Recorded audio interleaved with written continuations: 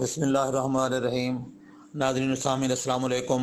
मैं डॉक्टर मंजूर Hussain Malik eye specialist अल-शिफा आई अस्पताल से बोल रहा हूँ। मैं आज आपको शुगर के मरीज़ों के बारे में, जिन लोगों के पर्दे शुगर की वजह से ख़राब हो जाते हैं, तो इसको कैसे बचा जाए, कैसे एहतियात की जाए, इसके लिए क्या करना चाहिए, तो इस सिलसिले में सारी मालूमात दूंगा। क्योंकि आजकल के दौर में शुगर का मर्ज़ जो है वो काफ़ी बढ़ता जा रहा है और हमारी आबादी का बहुत सारा हिस्सा जो है वो उनमें शुगर के मरीज़ ज़्यादा पाए जाते हैं। और चूँकि हमारी आजकल जो रोज़मर्रा ज़िंदगी है और जो खुराक का चॉइस है वो चूँकि तब्दील हो गया है, तो शुगर का मर्ज़ भी बढ़ता जा रहा है। और दूसरा जो कि हम ज़्यादा अर्बनाइज होते जा रहे हैं, शहरों में आ गए हैं, उसमें वर्जिश नहीं करते, ज़्यादा वॉक नहीं करते, और जो जिस्मानी जो वर्जिश और काम ज़्यादा हैं वो हम नहीं कर रहे आजकल, तो उसकी वजह से शुगर का मर्ज़ भी बढ़ता जा रहा है। जैसे जैसे शुगर का मर्ज़ बढ़ रहा है, उसी तरह शुगर की वजह से आँख के पर्दे भी मुतासर हो रहे हैं और नज़र की जो बीनाई जो है आँख की, वो भी मुतासर होना शुरू हो जाती है।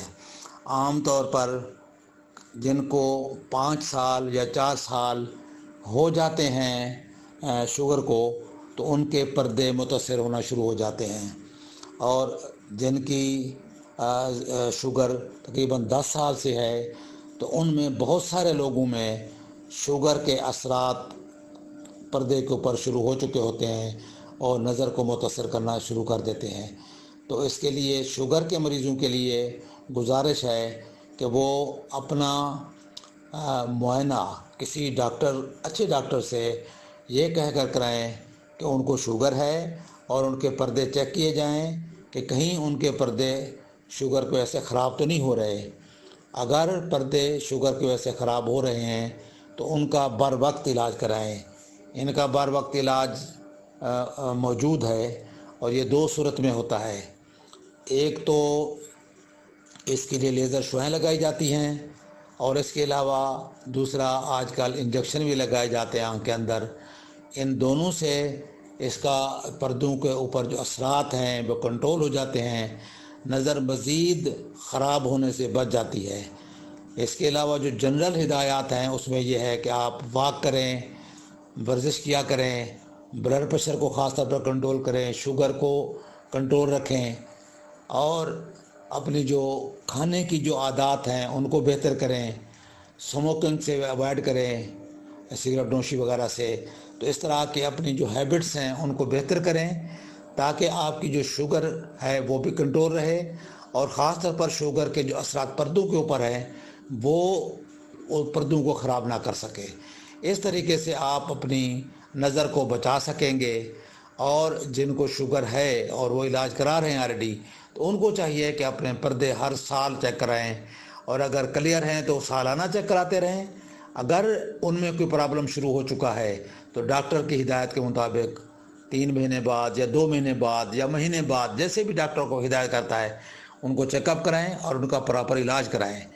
वरना अगर आप सुस्ती करेंगे तो ये शुगर की वजह से जो पर्दे की जो रगें हैं खून की, उनमें से लीकिंग होती है, उसकी वजह से पर्दों के ऊपर एक तरह की जो है बाज़ औक़ात ब्लीडिंग से ब्लड जमा हो जाता है, बाज़ औक़ात ब्लड की ओजिंग से जो है वो एक फ्लूइड जमा हो जाता है, एक्सुडेट्स जिसे हम कहते हैं, वो पर्दों के अंदर और पर्दों के ऊपर वो तह की शक्ल में जमा हो जाते हैं।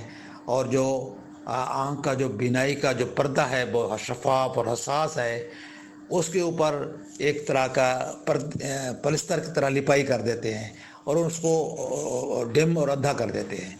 तो इसलिए ये ज़रूरी है कि आप अपनी सेहत का ख्याल रखें, अपनी नज़र को बचाएं, बाकायदा अपना चेकअप कराएं, शुगर कंट्रोल करें, आँखों को डॉक्टर को दिखाएं, और अपने जो अगर खुदा न खास्ता शुगर के असरात पर्दे के ऊपर शुरू हो रहे हैं तो उनका बर वक्त इलाज कराएं।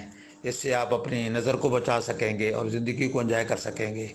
वरना हमने देखा है कि कई लोग यंग 35 साल की उम्र में, 40 साल की उम्र में शुगर की वजह से पर्दे इतने मुतासर हुए, इतने ख़राब हुए हैं कि वो दोनों आँखों की नज़र खो बैठे हैं। ब्लाइंडनेस के साथ वो अब ज़िंदा हैं। तो शुगर के मरज़ की वजह से दुनिया में अंधेपन की जो बड़ी बीमारियां हैं, शुगर का मर्ज़ भी अंधेपन की बड़ी वजूहात में से एक वजह है। लिहाजा आपसे गुजारिश है कि आप इस कार खैर में हिस्सा लें और इस बात को आम करें, लोगों में इस मैसेज को फैलाएं ताकि शुगर के मरीज़ अपना बर वक्त इलाज कर सकें, अपना चेकअप कराएं और वो लोग अंधेपन से बच सकें। इस तरह आप इस कार खैर में हिस्सा लेकर काफ़ी सारे लोगों की मदद कर सकेंगे कि अगर वो अंधेपन से बच जाते हैं तो इस कार खैर में हम और आप शरीक होंगे और हमें अल्लाह ताला बहुत बड़ा अजर देगा। अस्सलामु अलैकुम वरहमतुल्लाह।